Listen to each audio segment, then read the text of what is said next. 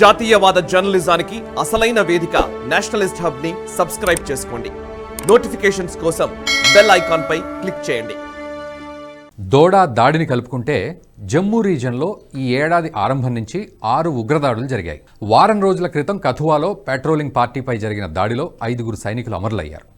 జమ్మూ రీజన్లో ఎక్కడ దాడి జరిగినా కనీసం 1/2 డజన్కు మించకుండా మంది సైనికులు చనిపోతున్నారు. ఈ మొత్తం 6 దాడుల్లో దోడా లోతట్టు అడవుల్లో జరిగిన దాడి అత్యంత ప్రమాదకరమైంది. కశ్మీర్ లోయ నుంచి క్రమంగా ఉగ్రవాదం జమ్మూ ప్రాంతానికి పాకడం భద్రతా దళాలకు సవాలుగా మారింది. వ్యూహాత్మకంగా దోడా జిల్లా జమ్మూ కాశ్మీర్లో చాలా కీలకమైంది. కశ్మీర్ లోయలోకి వెళ్లడానికి ఇటు జమ్మూలోకి ప్రవేశించడానికి కూడా ఇది అనువైన ప్రాంతం. పైగా అంతర్జాతీయ సరిహద్దుకు సమీపంలో ఉన్న అటవీ ప్రాంతం కావడంతో సైన్యానికి కొత్త సమస్యలు ఎదురవుతున్నాయి. త్వరలో జరగనున్న జమ్మూ కాశ్మీర్ అసెంబ్లీ ఎన్నికలకు ముందు ఉగ్రవాద సంస్థలు ఉద్దేశపూర్వకంగానే దాడుల పరంపరను మొదలుపెట్టాయి. ఈ దాడులన్నింటికీ చొరబాట్లే కారణమని కూడా సైన్యం తేల్చింది. కథువా, దోడా జిల్లాల్లో జరిగిన వరుస దాడులతో జమ్మూ రీజన్ ఉలిక్కి పడుతోంది.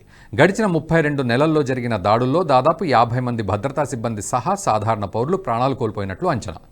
4 నెలల్లోనే 5 భారీ ఉగ్రదాడులు జరగ్గా ఆర్మీ కెప్టెన్తో సహా 12 మంది భద్రతా సిబ్బంది ప్రాణత్యాగం చేశారు. మరో 10 మంది సామాన్యులు మృత్యువాత పడ్డారు. సుమారు 55 మంది గాయపడ్డారు. సరిహద్దు జిల్లాల్లో 10ల సంఖ్యలో ఉగ్రవాదులు యాక్టివ్గా ఉన్నారనే సమాచారాన్ని సైనిక నిఘా విభాగం డిఫెన్స్ ఇంటెలిజెన్స్ ఏజెన్సీ జనవరిలోనే గుర్తించింది. అయితే ఎప్పుడు ఎక్కడ ఏ మార్గాల ద్వారా వచ్చి ఎక్కడ నక్కుతారో తెలియకపోవడమే సమస్యగా మారింది.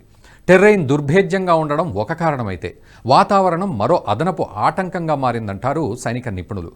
జూన్ 9న జరిగిన రియాసీ దాడి తర్వాత భద్రతా బలగాలు అప్రమత్తమయ్యాయి. పెద్ద ఎత్తున అధునాతన డ్రోన్లు మోహరించాయి. అయితే రాత్రుళ్ల గస్తీ సమస్యగా మారుతోంది. దట్టమైన అటవీ ప్రాంతంలోకి డ్రోన్లు పంపినా ఫలితం ఉండటం లేదు. ఇది సాంకేతిక సమస్య కాదు, దోడా అడవుల్లోని ప్రత్యేక సమస్య. దోడా జిల్లాలోని ఇతర ప్రాంతాల నుంచి వచ్చిన గొర్రెల కాపర్లు కట్టుకున్న తాత్కాలిక గుడిసెల్లో ఉగ్రవాదులు నక్కి ఉండడంతో డ్రోన్లకు చిక్కడం లేదు. దోడా అడవులకు ఆనుకుని ఉన్న దొరాండి, కోట్ల, బంజాయి సహా ఇతర గ్రామాల నుంచి పెద్ద ఎత్తున గొర్రెలు, మేకల కాపర్లు, ఆవుల మందలను తోలేవాళ్లు అటవీ ప్రాంతంలో తాత్కాలిక ఆవాసాలు ఏర్పాటు చేసుకుంటారు. వేసవిలో మేత సమస్యను అధిగమించేందుకు అడవులకు కాపర్లు మకాం మారుస్తారు. వర్షాలు ప్రారంభం కాగానే అడవుల్లోని గుడిసెల్ని వదిలి తిరిగి తమ గ్రామాలకు వెళ్ళిపోతారు. ఈ తాత్కాలిక గడ్డి గుడిసెల్లోనే ఉగ్రవాదులు మాటు వేసి దాడులకు దిగుతున్నారు. ఈ మొత్తం పరిస్థితి అర్థం కావడానికే సైన్యానికి సమయం పట్టేసింది. ఎందుకంటే గతంలో ఎప్పుడూ ఇలాంటి పరిస్థితి ఎదురు కాలేదు. దోడా జిల్లాను తీక్షణంగా పరిశీలిస్తే ఉగ్రవాదుల చుట్టివేత వ్యూహం అర్థమవుతోంది. దోడా జిల్లాకు ఒకవైపు అనంతనాగ్, మరోవైపు కిష్ట్వార్, ఉధంపూర్, కథువా, రాంబన్ ప్రాంతాలుంటాయి. జూలై 8న కథువాలో జరిగిన దాడిలో 5 భద్రతా సిబ్బంది అమరులయ్యారు. తాజాగా దోడాలో జరిగింది. వారం రోజుల క్రితం ఉధంపూర్లో ఉగ్రదాడిని సైనిక బలగాలు ముందే పసిగట్టి నివారించాయి. గతేడాది నవంబర్, డిసెంబర్ మాసాల మధ్య కిష్ట్వార్లో జరిగిన దాడిలో సైనికులు తీవ్రంగా గాయపడ్డారు. అనంతనాగ్ జిల్లాలో నిత్యం ఉగ్రదాడులు జరుగుతూనే ఉంటాయి. గత నెలలో టూరిస్టు దంపతులపై దాడి జరిగింది. దోడాకు పొరుగున ఉన్న రాంబన్లో ఉగ్రవాదులకు సంబంధించిన ఆయుధ సామాగ్రిని గతేడాది నవంబర్లో భద్రతా బలగాలు స్వాధీనం చేసుకున్నాయి. జమ్మూ రీజన్లో ఉగ్రవాదం క్రమంగా విస్తరించడానికి అనేక కారణాలున్నాయి. కశ్మీర్ లోయలో ఏరివేత చర్యలు తీవ్రం కావడంతో ఉగ్రవాద సంస్థలు టెర్రర్ బేస్ను జమ్మూకు మార్చాలని నిర్ణయించాయి. అంతేకాదు, ఉగ్రవాద సంస్థలు కేవలం లోయకు మాత్రమే పరిమితం కావు, మొత్తం జమ్మూ కాశ్మీర్ అంతటా విస్తరించి ఉన్నాయనే వాదన నిర్మించడం అవసరమని ఐఎస్ఐ భావిస్తోంది. మరో కీలక లక్ష్యం మొత్తం జమ్మూ కాశ్మీర్ వ్యాప్తంగా జరిగే ఎన్నికల ప్రక్రియను చిన్నాభిన్నం చేయడం టెర్రర్ సంస్థల ప్రధాన ఉద్దేశం. వరుస ఉగ్రదాడుల వల్ల మరో ప్రమాదం కూడా పొంచి ఉందని గమనించాలి. దోడా జిల్లా జనాభాలో 54% ముస్లింలు కాగా 45% హిందువులున్నారు. దాడుల సంఖ్య పెరుగుతున్న దోడా జిల్లాలోని హిందువులు ప్రాణాలు రక్షించుకోవడానికి ఇతర ప్రాంతాలకు వలస వెళ్లడం మొదలైంది. ఈ వలసలు ఇలాగే కొనసాగితే దోడా జిల్లా డెమోగ్రఫీ, జనాభా నిష్పత్తి మారిపోతుంది. ఇది ఏమాత్రం క్షేమకరమైన పరిణామం కాదంటారు స్థానికులు.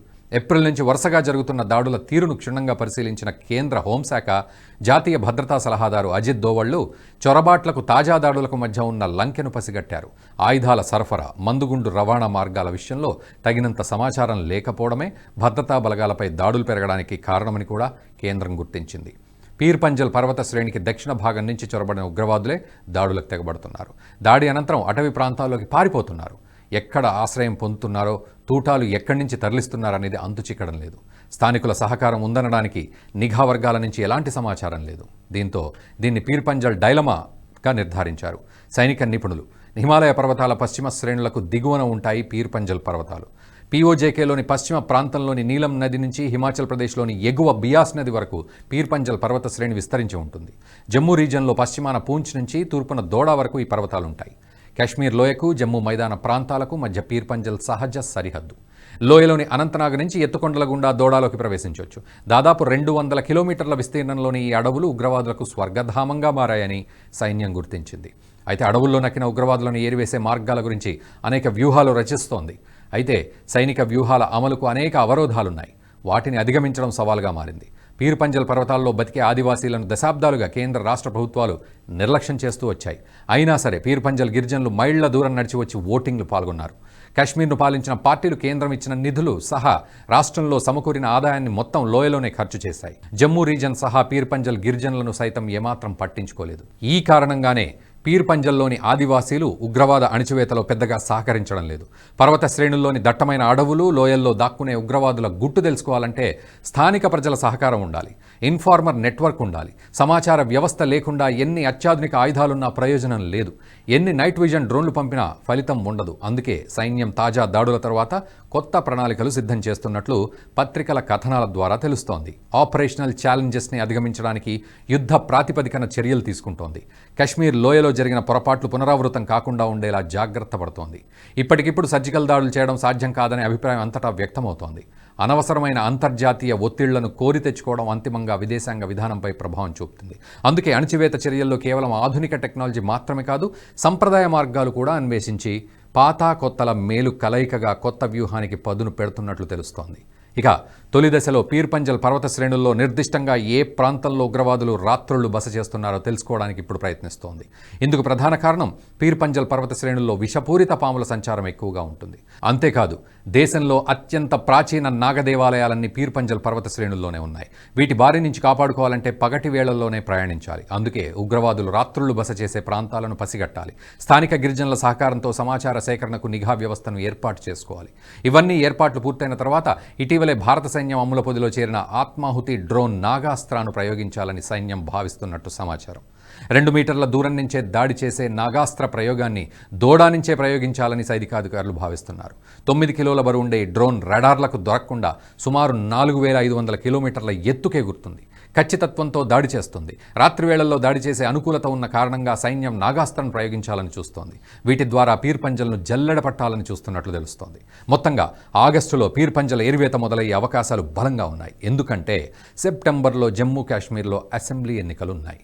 ఈ వీడియో మీకు నచ్చినట్టయితే లైక్ చేయండి, 10 మందికి షేర్ చేయండి. అలాగే కామెంట్ల రూపంలో మీ అభిప్రాయాలను మాతో పంచుకోండి. Nationalist hub group of channels ను సబ్స్క్రైబ్ చేసుకుని తెలుగునాట జాతీయవాద జర్నలిజాన్ని ప్రోత్సహించండి. ఈ వీడియో కింద ఉన్న బెల్ ఐకాన్ పై క్లిక్ చేయడం మర్చిపోవద్దు.